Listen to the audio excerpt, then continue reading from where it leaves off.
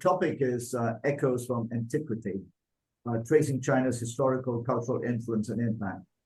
We have three very distinguished, learned scholars who have made it their life's work to understand these issues.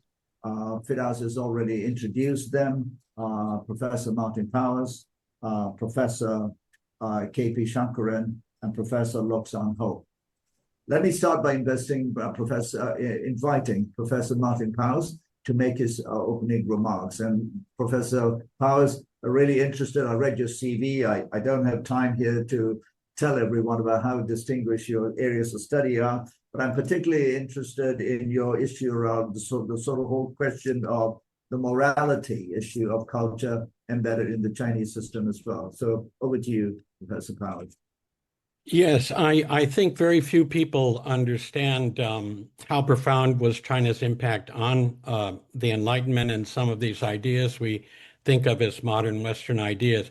Many Enlightenment scholars regard secular morality as one of its key insights. And this owes a good deal to China. As you know, the problem with situating authority in religion is that it's essentially unchecked. The aristocracy, the king can do whatever they want because God won't come down and contradict them. So in the 17th century, European philosophers were reading translations of Chinese, of the Confucian books, basically. And they said, well, oh, this is very good moral thinking, but there's no religion and no religious wars. Let's learn from that. And as you know, Jefferson and Madison and others embraced this idea of separating church and state. But if the chief executive isn't making these decisions about government, then who should do it? And in China, the idea of Wu Wei was very important. This Taoist idea that the chief executive keeps his hands off, basically, and lets the experts run the government. So you need some, but then how do you choose the experts? Well, I think one of China's most brilliant insights really was what I call the tally model. In Chinese, it's based on the metaphor of a tally, 名实相符. So basically, authority is when you have a match between the officer's charge and the officer's performance. And here's also where public and private come in. As long as the officer is carrying out his charge and then he's benefiting the public, or she's benefiting the public. If they use their office for personal benefit, then that is corruption. This whole notion of corruption was introduced to England via Chinese texts. And so let's say you're the head of the EPA, you need to know about science, you need to know about environmental science. But in addition, as Dr. Yang was saying, you need virtue. Well, what that word means in Chinese from ancient times onwards is dedication to the public interest. So every official had to have expertise and dedication to the public interest. Without both of those, they weren't carrying out their charge, and so they wouldn't have authority. The authority is not in the person. This is also the root of checks, because the check derives from the fact that those two have to match. Now, the Chinese system of checks, the six ministries, and the checks worked up and down and sideways. All this was introduced in the early 18th century, 15 years before Montesquieu. Montesquieu talks about checks and balances and the separation of powers about 16, 17 years later. He reduced the 6 to 3, but in my view, he missed the most important point. He did not realize that the authority actually is in the office. It's not in the person. And so what we have in the modern world sometimes is an inability to recognize the conflict of interest, particularly in populist regimes, or when a democratic government turns populist. Then authority is imagined as a kind of something that's transferred directly from the people to the candidate without a specific charge. Okay, it's just authority. And then the candidate can do whatever she wants with it. And then it becomes very difficult, even if the officer, for example, uses public office for private benefit or otherwise violates the charge, I think the public has a tendency to think, oh, but he has this title or she has this title. She's the governor, so we can't get rid of her.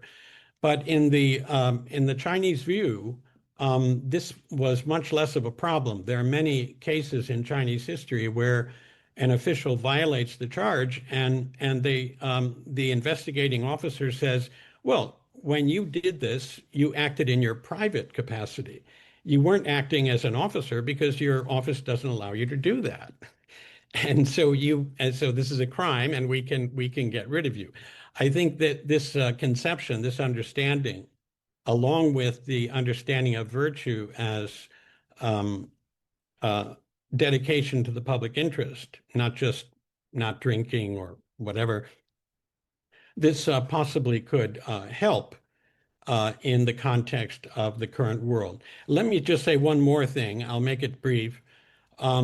It wasn't just the notion of meritocracy that was learned from reading Chinese texts.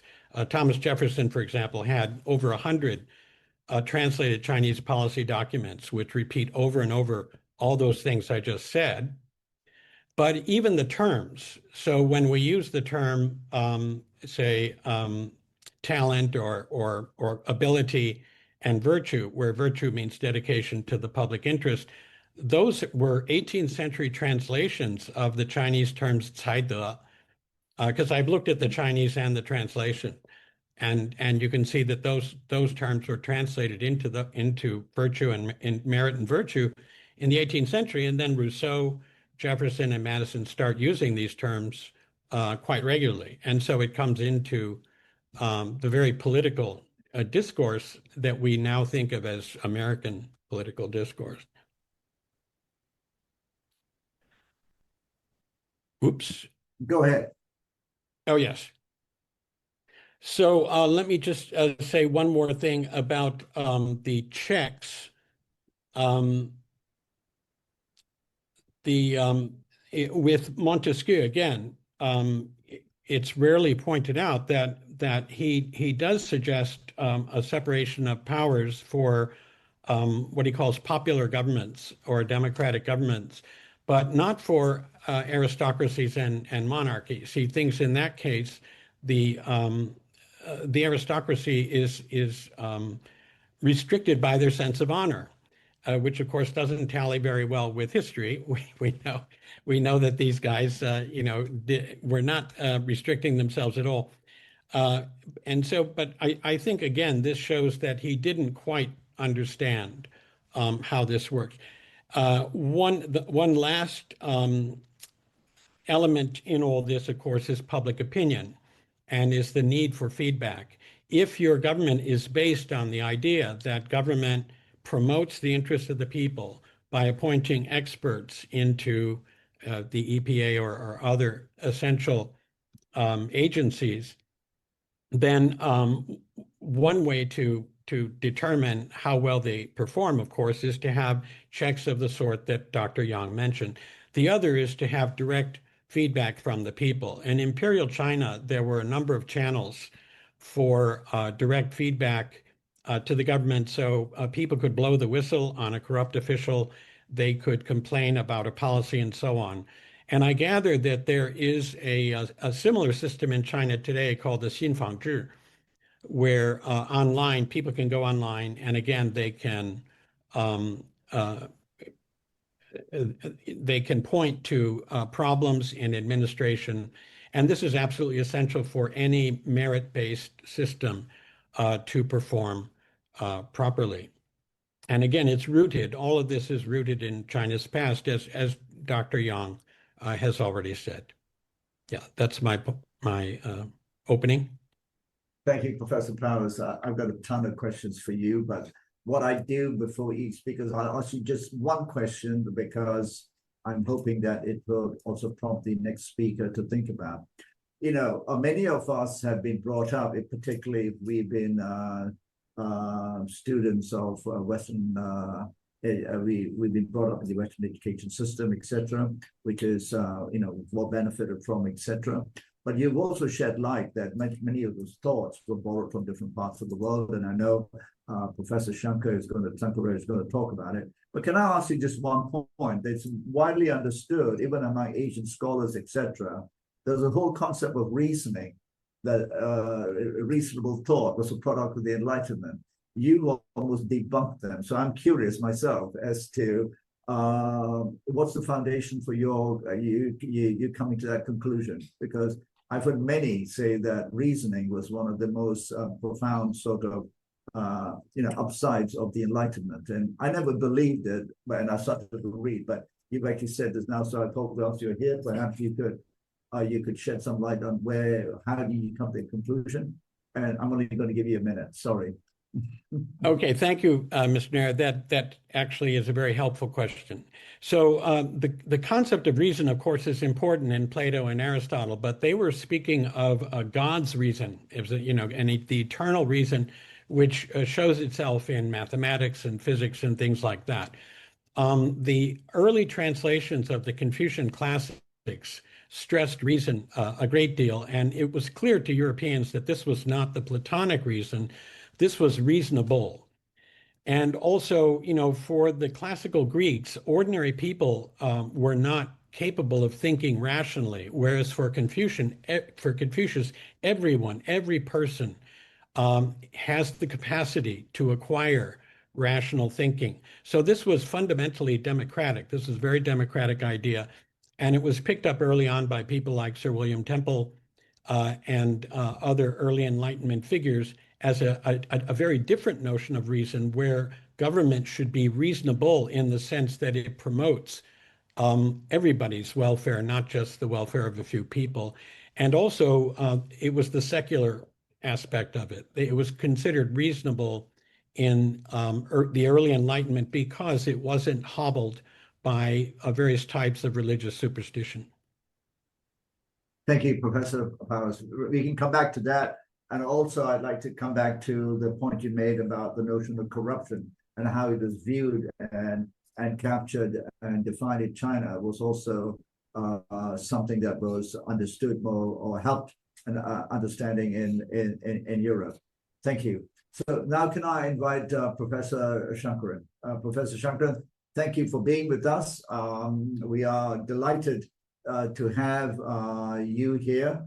And just so that I may just also let the audience know, the Professor Shankaran is an Indian academic, is a commentator, and he will explain to us that much of his studies has actually been been involved in explaining China and Chinese culture and its impact on societies through history, also to its impact in the Western world. So, Professor Shankaran, over to you.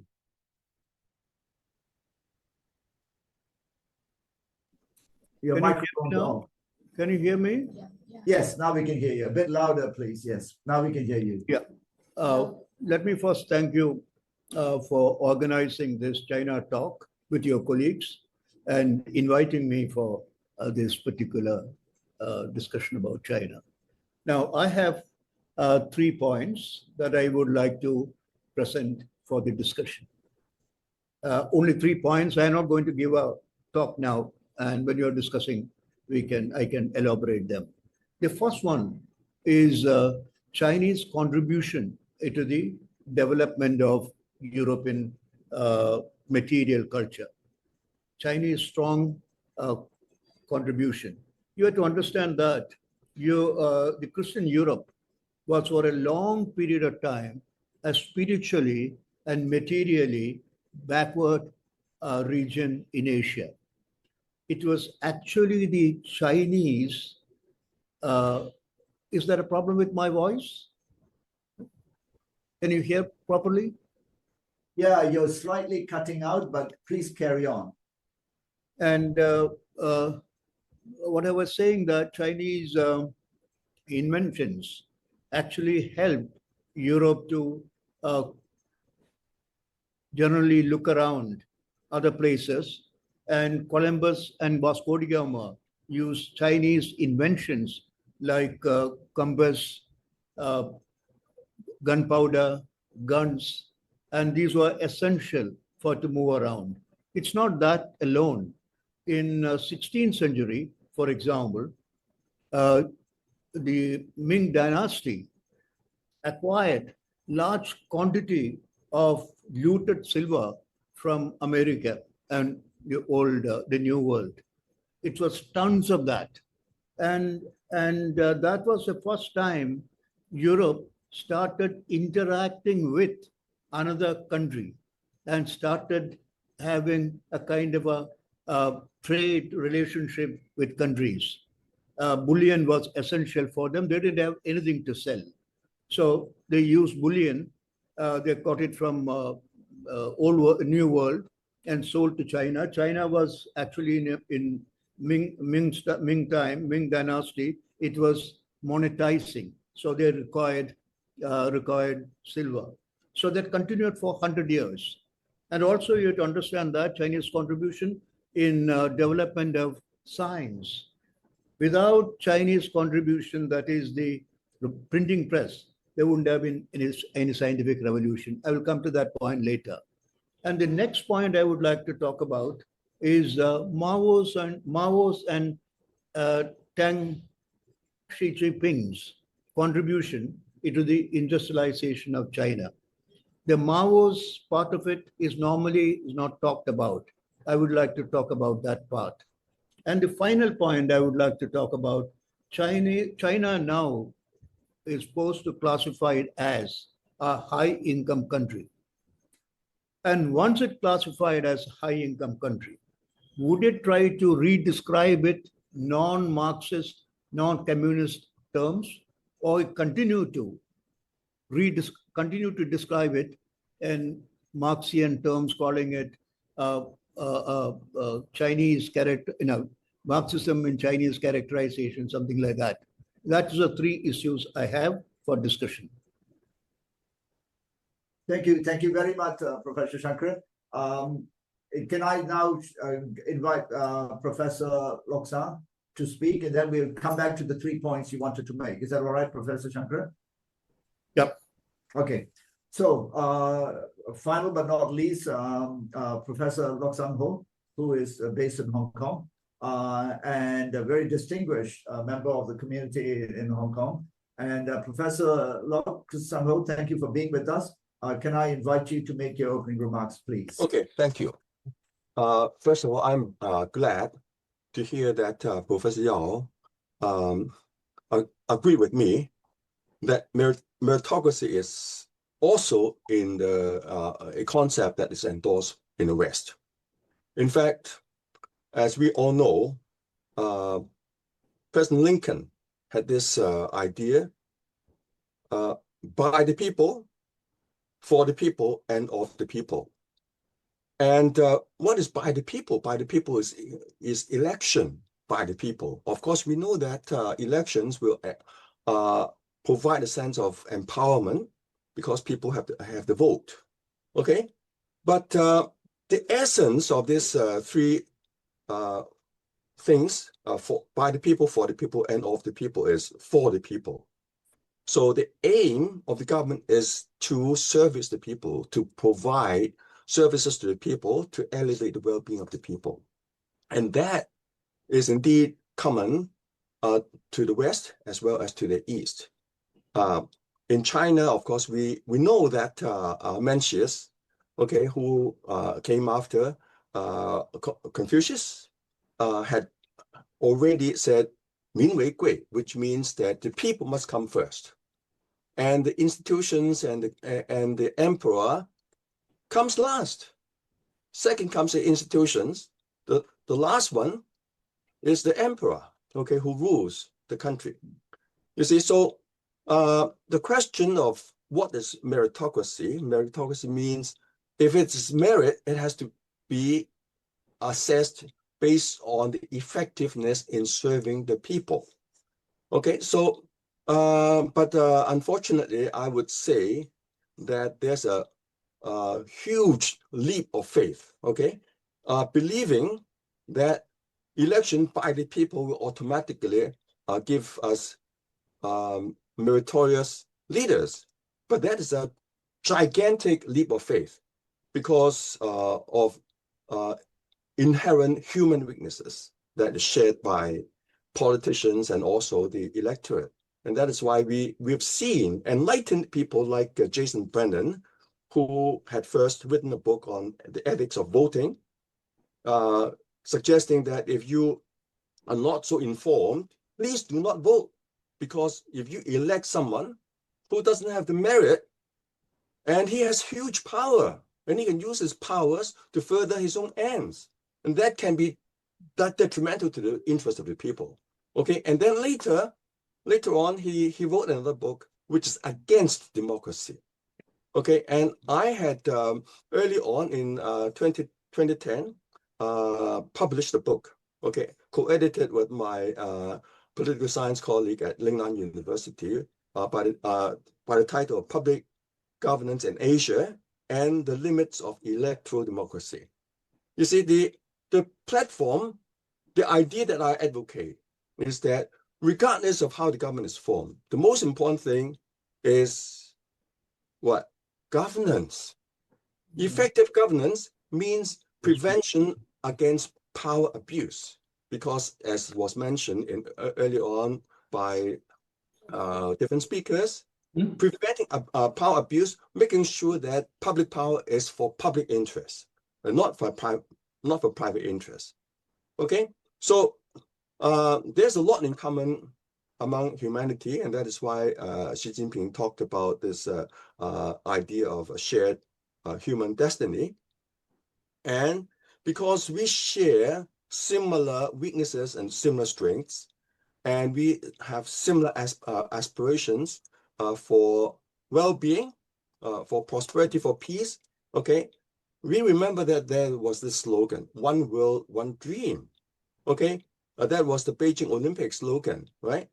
We all want prosperity, good health, well-being, and peace. But unfortunately, if everybody is looking after their selfish interests, then, as Mencius again said, the world, the country will be at risk. You see, we're talking about national security, but if everybody up and down are seeking its own self-interest, the country is at risk. And that's national security, you know, because the country is at risk. You see, and that is why we have to make sure that we have checks or constraints against public power. And unfortunately, in all of these surveys, China is considered to be to have extremely low ranking in constraint against public power. Okay, and also in public governance. This is amazing, you know, because they just make the assumption that because it doesn't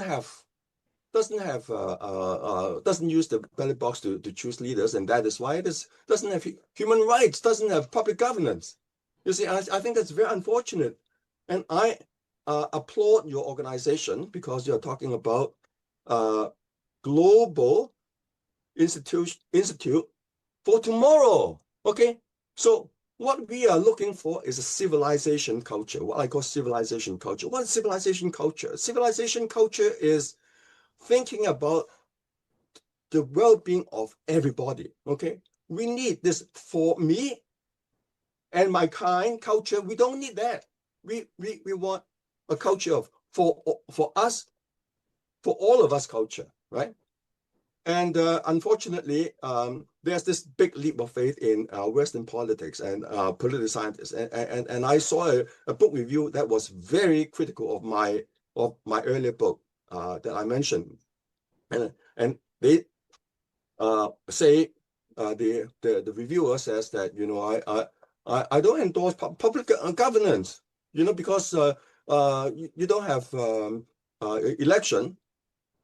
Okay, and that's a big leap of faith. If you assume that without election, without transition of power from one party to another party, you don't have constraint against power abuse. That's deeply wrong, as was explained by Professor Power, Martin Power.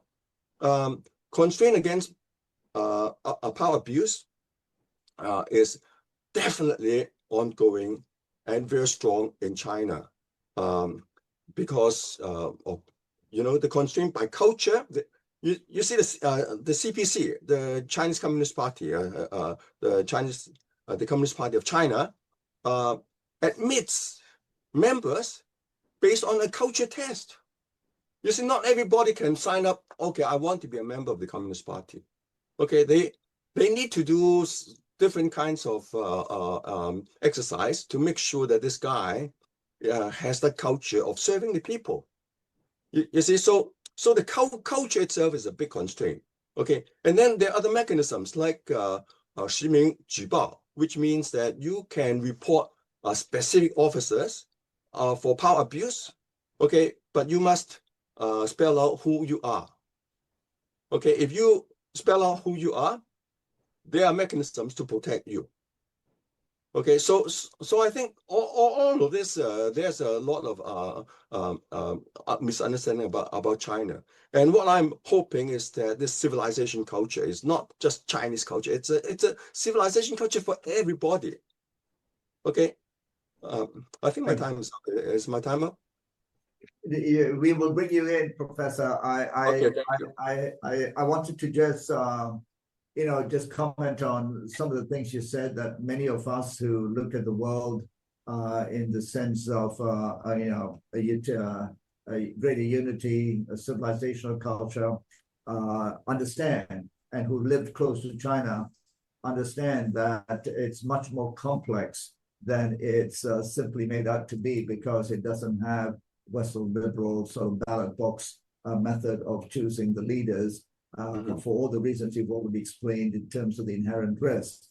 I just wanted to just say that one of the reasons we do these things, because it's so rare to find forums where we invite people from a diverse backgrounds, different cultures, etc., to explain the complexities of systems, but also to explain the sort of long history of China, which for whatever reason, and I think we know that narratives win minds, and therefore the narratives around China for a long time have not been balanced and have not been objective either. So thank you for bringing that up, and I'll come back to you in a minute with a couple of things, particularly your question about the whole issue of the balance of power and how it actually works in China with quite a lot of checks and balances. And I'd like you to comment later on the cultural checks.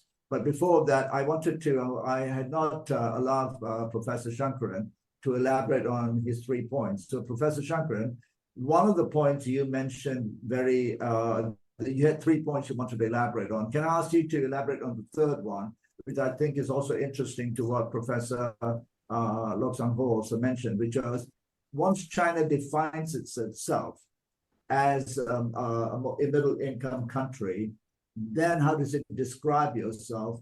And I think you had a point there to make, which I'm not going to try and pretend to have fully understood and explained. So if you could make that point about, it's going to describe itself in this way, therefore, how does its culture alter? Will it alter? And it's also the question I asked our keynote speaker. As China evolves and with technology, what does the next generation feel, and how does the state or the society maintain the positive aspects of its culture? So over to you, Professor. I have my own reading of China. China in 20th century, that is after 1950, is borrowed Western ideology, which is Marxist ideology, and Mao Zedong introduced his own version of that. But that's a foreign ideology. And that foreign ideology allowed China to industrialize.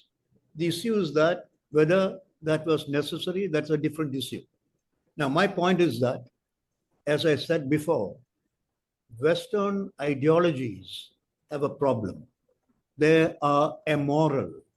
All Western ideologies are immoral. And Chinese are not immoral. They are ethically oriented. And when Mao Zedong took over, and the Marxist ideology he used, introduced certain kind of a discipline, and that discipline was necessary for industrialization of China. He did two things. One, what he did was the simplifying Chinese character is simplified, and that is actually helped the working class in a very significant way. It helped working class. He had also the foot doctors, and that improved, literally improved health condition of people in China. These are positive side of Mao Zedong. And Mao Zedong, all of us, you know that he had he was a bad administrator. 25,000, 60, 70,000 people died. The famine, that's a bad administration. And Cultural Revolution was also a problem. But in the end of it, he gave to Deng Xiaoping a healthy,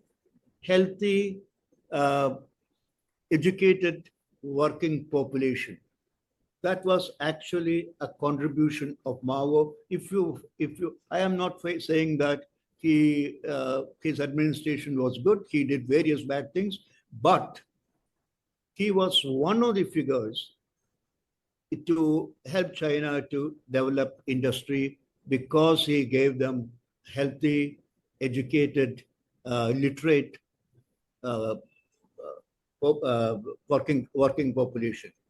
And when Deng took over, see, now I was just recently reading in 2010, China had 400,000, more than 400,000 foreign investors in China, according to American Congress's report. 400,000 is quite a large number, 400,000 foreign investors. And out of this, China had 100,000 factories.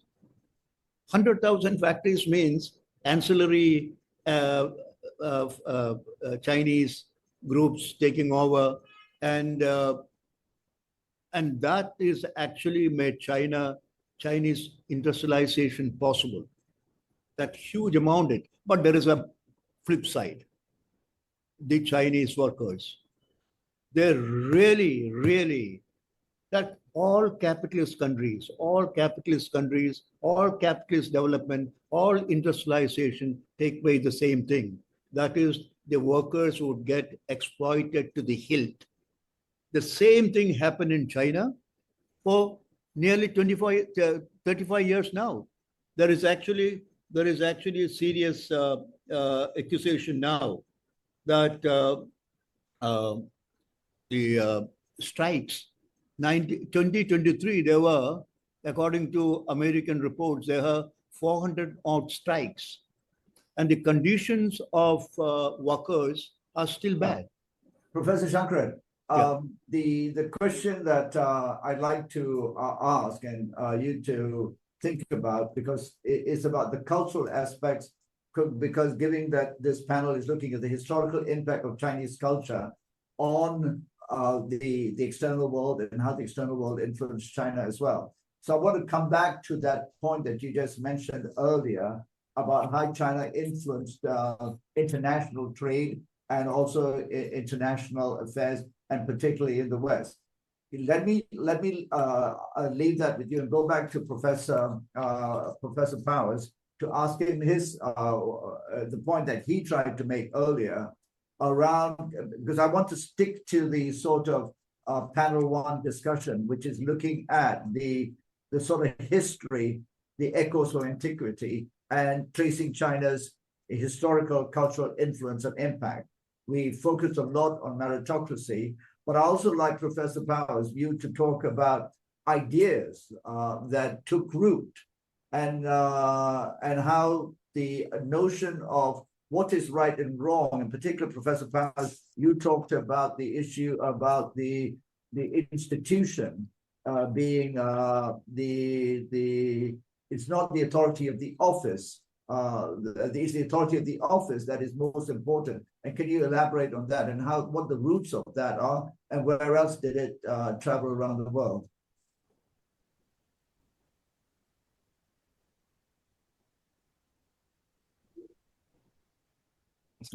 You're muted, Professor. Yeah.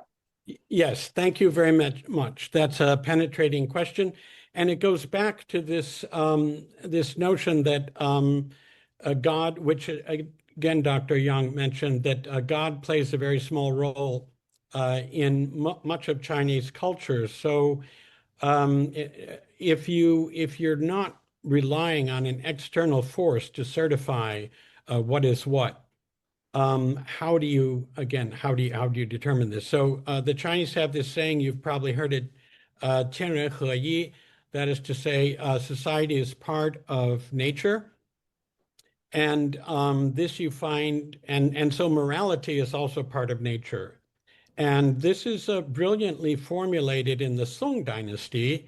I've spent some time studying a kind of a crib, a kind of a textbook for preparing for the civil service exams, and written in the early 13th century, the late 12th. And the author explains that if you look at nature, because there's no God, right? So if you look at nature, what is nature's tendency? It's the production of life, right? It's hard to deny that. That's what nature does. It produces life. And so therefore, the state and society must work together with nature in order to produce food for the people, in order to produce homes, bridges, and everything else. And his conception of government, which goes back to the Han Dynasty, I've written a book about that, is not that the government has a top-down relationship to the population. That's an aristocratic idea. The Chinese idea is that the two work together and as equals, actually. And this is how it's envisioned in pictures, that the people and the government are working together. Why? Because the members of government are drawn from the people, right? So if it's going to be of the people, by the people, and for the people, yes, indeed it is. This textbook says over and over, 皆为民, everything you do is for the people. And of course the officers are all drawn from the people. So yes, of course it is. So then how do you derive from this moral system, which clearly the production of life is a good thing? How do you recognize corruption? Well, it's very simple. When an officer's actions go contrary to nature by serving himself rather than the production of the people's lives, that is corruption. So here you have a moral system which has no God. It doesn't need God. It just starts with this idea that, look, we're part of nature. If we're going to survive, we have to work with nature. If there's no God, then no one has a right to claim they're more important than everybody else, right? And so we have to assume that everyone's life has to be included. And so this is what government does. Government works for that. And those officers who work for themselves rather than for the greater good, those people are by definition violating the public-private divide, and they're corrupting the system. I'll add that Thomas Jefferson arrived at similar ideas, quite possibly influenced by the Chinese text, because as I mentioned, he owned more than 100 of these policy documents, along with the Confucian texts and also a number of edicts in his library. And he also says that the land is given by God, he says, for the benefit of all men. And if one man's property rights extend so far as to deprive another man of a livelihood, then the state must step in and fix it one way or another. So this type of reasoning reminds me very much of what you'll read in Song Dynasty documents.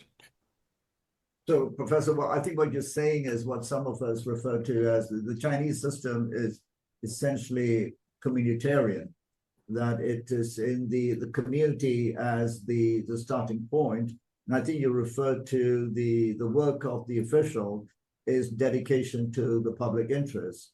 So a quick question to you. There will be those listening to you and saying cynically, or perhaps, through their understanding, well, but China has had periods in its history where if this system did exist, or this was the civilizational core, well, how did that come about? So, very quickly, if you could just try and balance out that sort of remark, well, if it's so perfect, how come all that other stuff happened?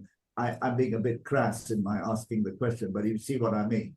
No, I understand. And that's a good example of, I think you've referred to as white privilege as one of the ways that white privilege is maintained. And of course, there's a confusion there. Jonathan Israel has talked about this. Sometimes people make the same complaint about Enlightenment thought. They say, well, gee, that sounds very good, but it's not always executed. But a thought can be useful. A political principle can be useful, even if it doesn't always work. But I think there's another problem with that question, and behind it is an understanding of culture that's based on a kind of a substance metaphor, where Chinese culture, everybody is made of the same substance. So if they did a good job in the Song Dynasty, how come they're not doing a good job here? And of course, it's not a substance, it's a collection of practices and ideas and institutions, which sometimes work and sometimes don't. And one of the great insights of the Chinese tradition is that officials are fallible, and we saw that with Dr. Yang. They make mistakes. The emperor is fallible.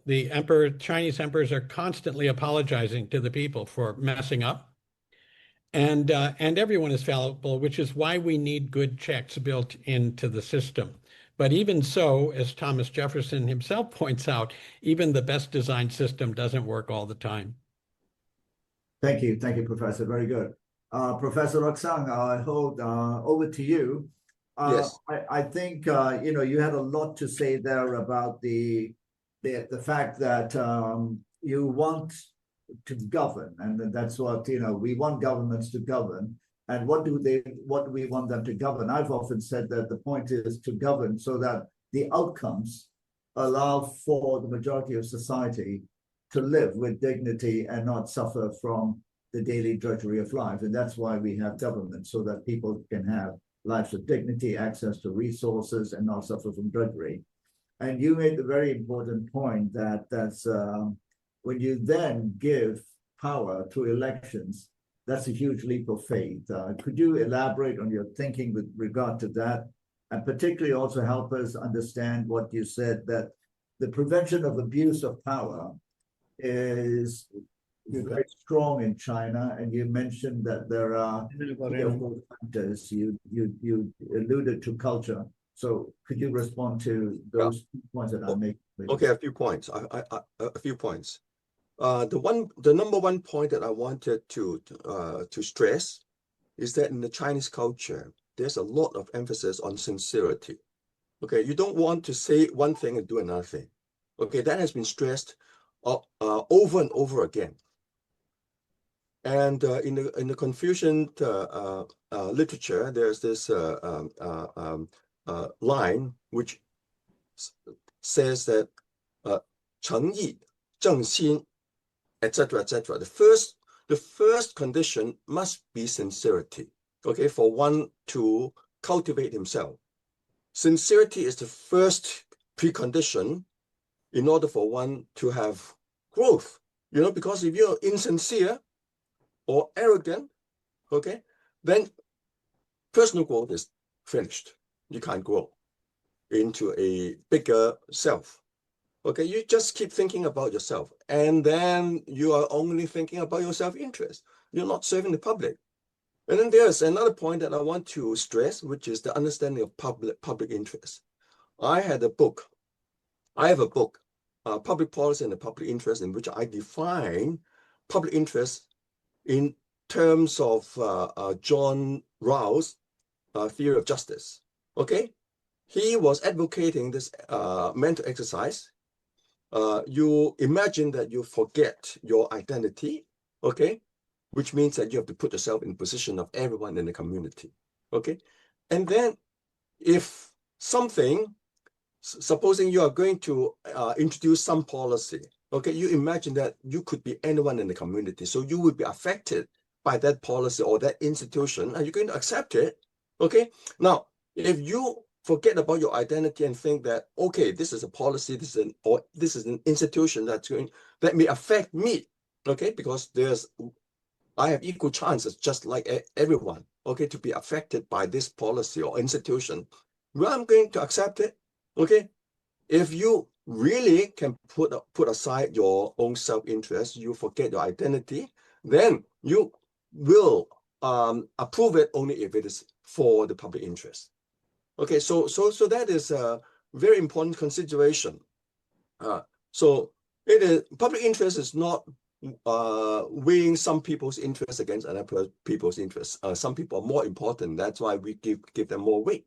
You see, everybody is exactly the same way. So that's impartial view of the action or the policy or the institution. Think about slavery. Okay, if think about you see what causes the Civil War. Of course, there was this in America. Of course, there was this interest which is tied up with slavery and slave trade and other interests. But if you could be a slave, then you would object to this institution. Okay, so I would say that the Declaration of Human Rights is based on that kind of consideration. You put yourself in the position of everybody. Okay, in that case, you are impartial, and then you have the public interest in mind. So the government has to govern according to this principle. You see, and that is how you should define people. You should not look at, okay, this is my people. Okay, that is not my people. That is not people. You can't have that. Okay, that is why we must transcend. Okay, when I talk about civilization culture, which I would mean that we must transcend the boundaries of ethnicity. We must transcend the boundaries of nations. We must transcend the boundaries of religions. Okay, we're in the 21st century already, so we must not be beholden to the ancient text of the different religions, which are, of course, contradictory. Okay, and if I subscribe to this word for word, I'm a fundamentalist, and you're a fundamentalist and of another religion, so we'll fight forever, right? It doesn't work. We must subscribe to civilization culture and transcend these boundaries, and then we can have a sustainable tomorrow. Very, very well said, Professor. And we got 15 minutes left, so I've got some questions here for all of you. So I'm going to start with Professor Shankaran. Professor Shankaran, a question for you is, you have looked at the history of China, and you have looked at particularly the impact China had on Western civilization. You mentioned that. You've also just before talked about the sort of, the embracing of capitalism and the threats that could happen.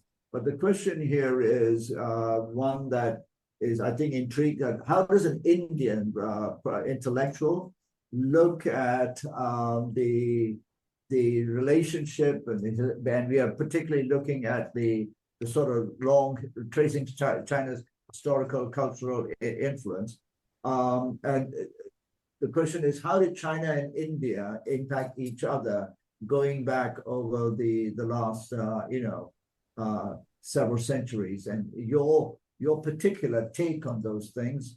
I think most of us know the generic stuff about the religion, Buddhism, and all of that. In China, India is highly regarded for for all of its traditions. But could you give your own take? I know you have your own views on these things. Did Chinese philosophy influence India? How did Indian philosophy influence China? If you've looked at those, that's the question. Let I answer that. Just before that, I would make a comment on what other panelists said. Yes, please. That Confucianism except in the case of Sun Tzu, all Confucianists had a take on heaven. Heaven is considered to be a deity, and even analytic also treat heaven a deity, except Sun Tzu. Sun Tzu is actually is a non-metaphysical thesis. All other Confucian theses are metaphysical. Now that is it. And now I'll try to answer your question. That India actually contributed more than China contributed to India. Now, India contributed only in this sense. Buddhism went from India to China, and Buddhism became very big in China. So now you have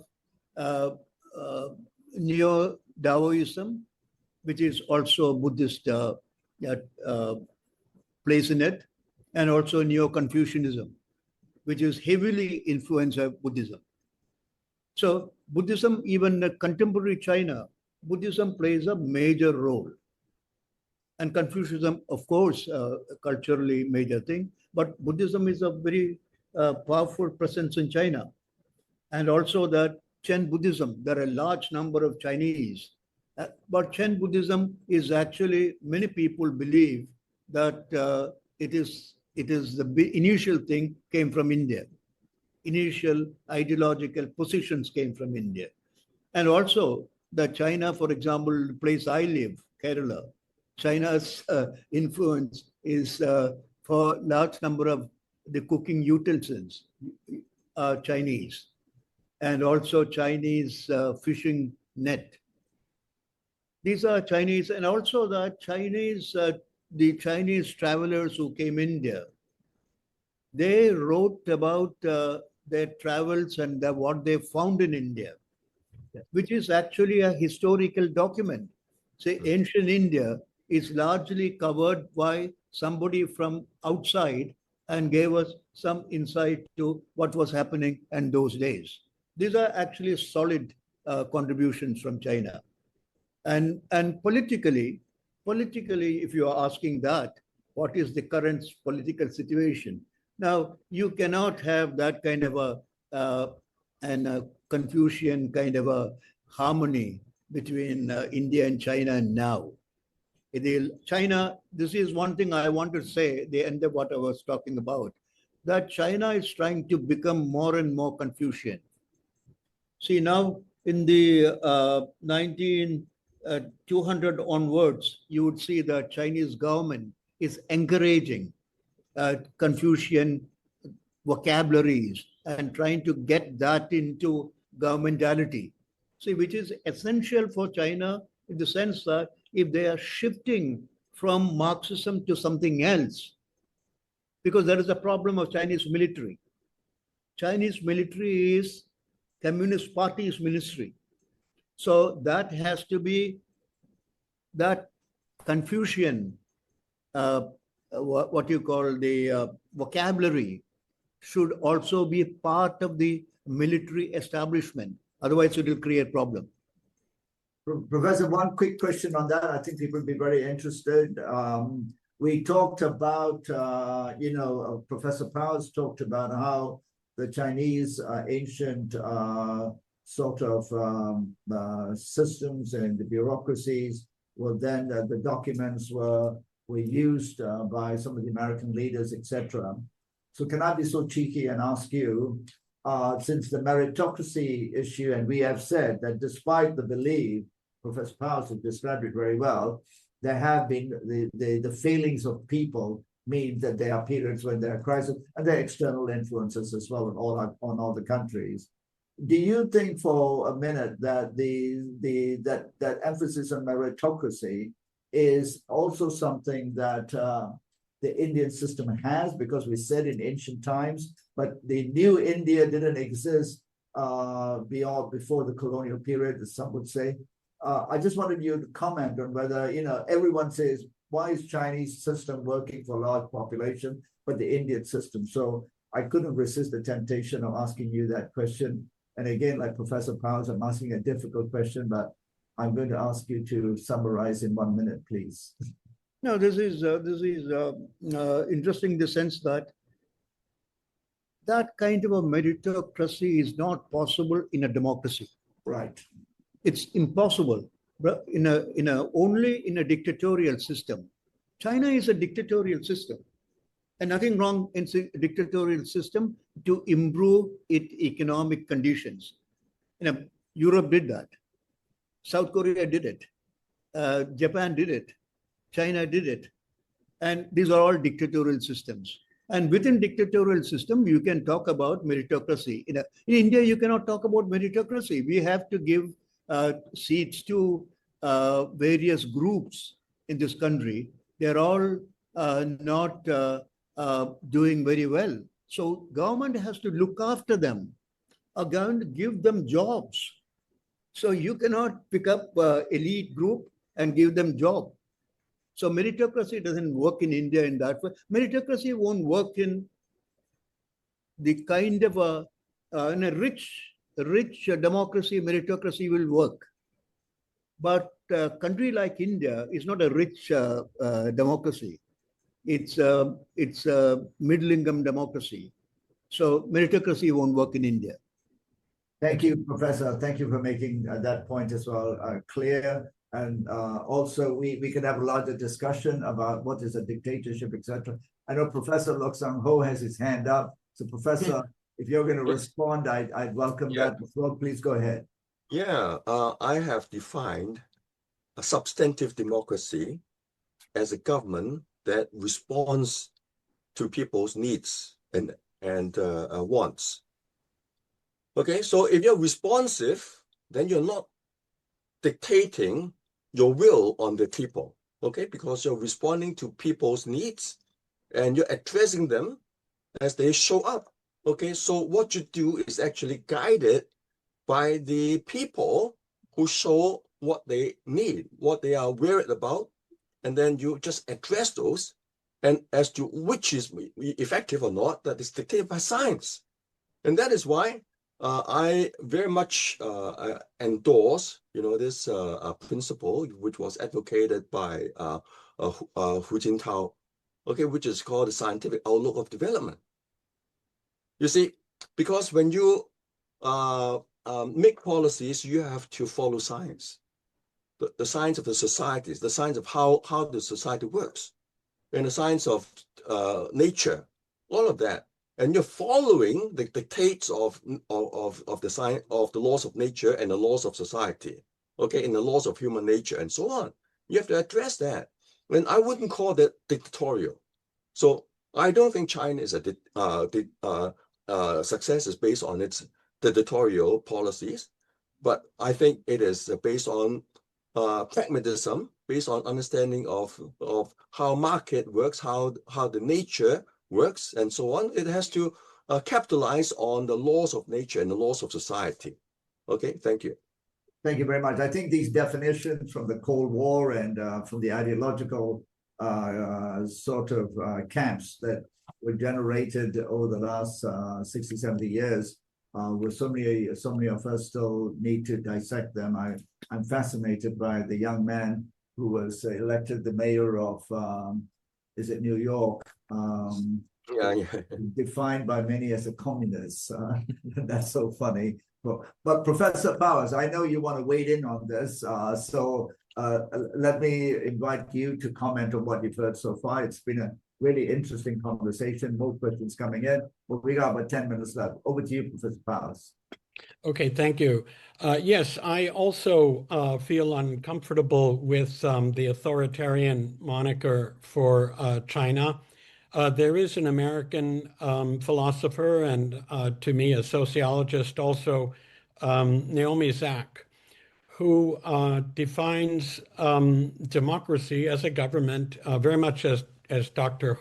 Ho just did, as a government that responds to the needs of the people.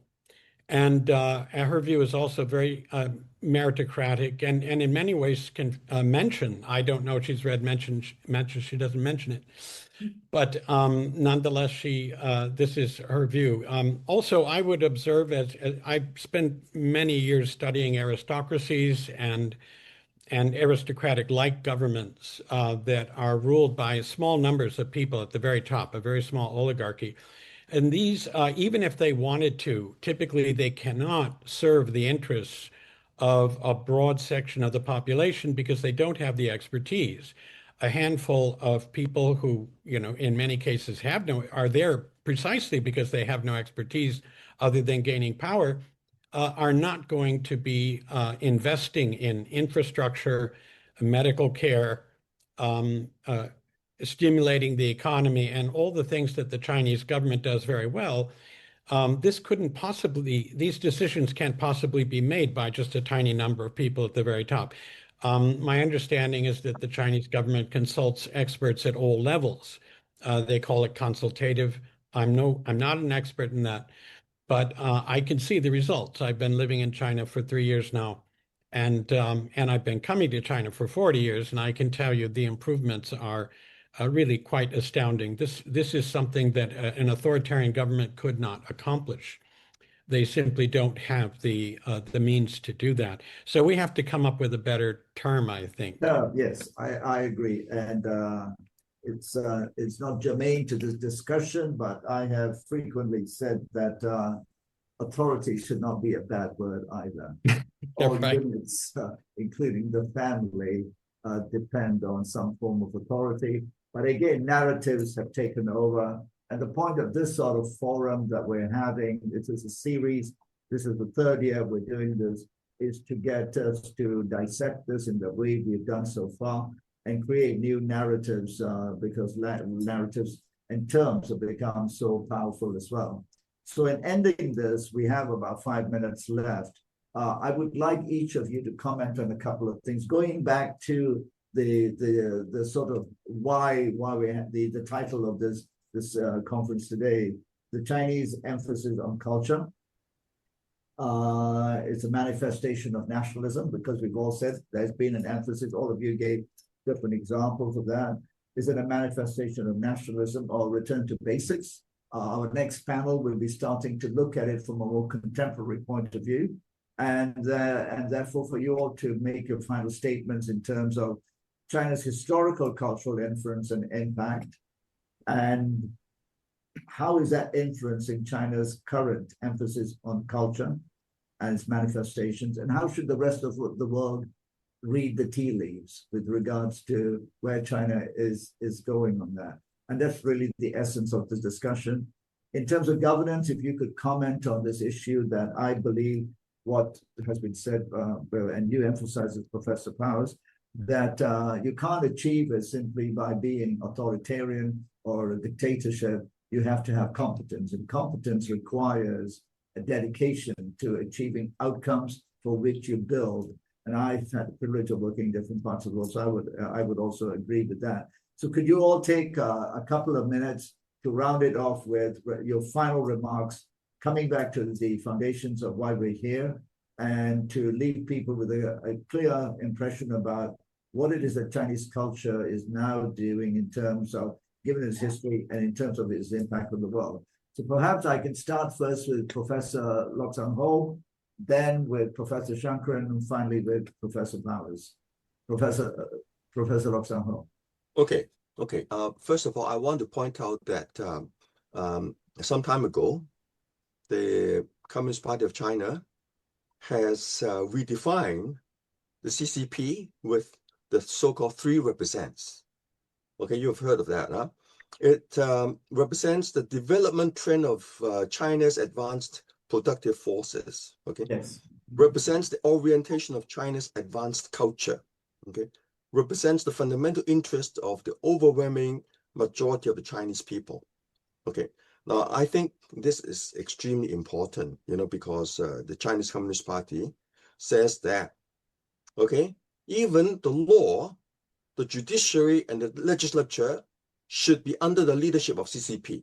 Okay, and to a lot of people, this is unthinkable, because you can't have a political party in charge of these things. Otherwise, you have abuse of power. You don't have checks and balances. Okay, but if the CCP culturally stands for these things, Okay, and if you betray this, it means that you're not following the CCP. Okay, then you can understand that even the law, the making of law, and the judiciary should indeed follow the dictates of these three represents. Okay, so I'm talking about dictates of these three represents, which means that whoever who violates these things is not is not in line with the CCP's policy stance. Okay, thank you. Thank you, Professor Laksangho. Thank you so much. Professor Shankaran, your take on both the discussion, but also the sort of concluding sort of remarks I've invited you to make. I have. I don't agree with at all what these other panelists said. I don't agree with that.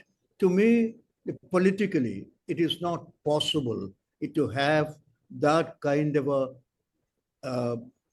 industrial development happen in China without an extremely strong government, which is even now, it is very, very strong. Yes. It's a strong. I don't have an objection to that. I don't want to conceal that fact.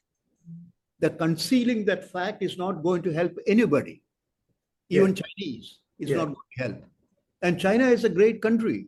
China is a great country. China is a great civilization. And most likely, after 20, 25 years, China might rethink a communist party's hold on that. I don't think that current communist party is actually a communist party the way I imagine. Yes. It's not. It is communism with actually Chinese characters. Chinese characters. And I'm sure that after 20, 30, 40 years, Xi Jinping itself says that after 50 years, it will reconsider. It will reconsider. It might become rich enough to become something like Song Dynasty, a largely Confucian dictatorship, a benevolent dictatorship. That is what China could imagine. China could end up, a benevolent dictatorship. China cannot give up dictatorship.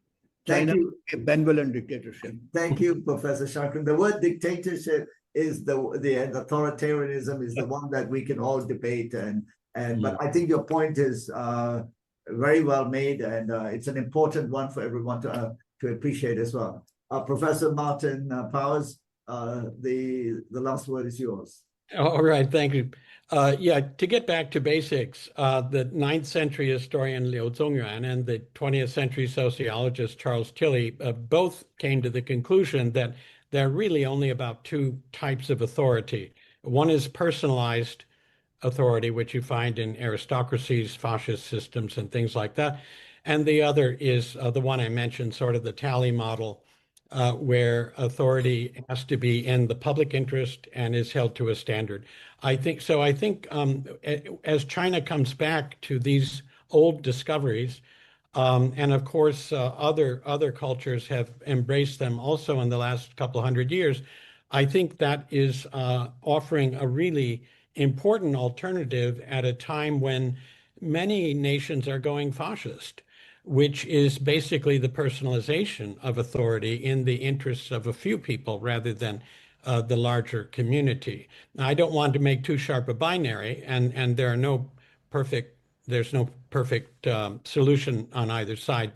But this is an issue I think it would benefit us to pay attention to. Professor Powers, very, very important closing statements about the nature of political sort of, I don't want to call it progress, developments in advanced economies where power is being concentrated in the hands of a few and essentially to benefit a minority. And that will create huge difficulties. And in that sense, this discussion has been very rich talking about China. We've had a great rich discussion about then how the world will look at that, and we've had differences of opinion, which is why we gather. We all agreed it would be a pointless exercise, but it's been a rich discussion. And as you were saying, the last remarks you made about the trend in advanced economies, I saw Professor Shankaran nodding in agreement. So I think that's a very good point at which we can end this. And I'd like to thank you all for participating. So Professor Lok-Sang Ho, thank you so much for your time. Really appreciated it. And next week I'm in Hong Kong. Let's take fun if you have the time. Professor Martin Paz, thank you so much for your time. And if you're in Hong Kong or Beijing, and Professor Shankaran, thank you so much for adding a very important voice and a different dimension to this discussions. And I believe that the India-China, we didn't discuss it, but the India-China relationship will very much define the rest of the 21st century.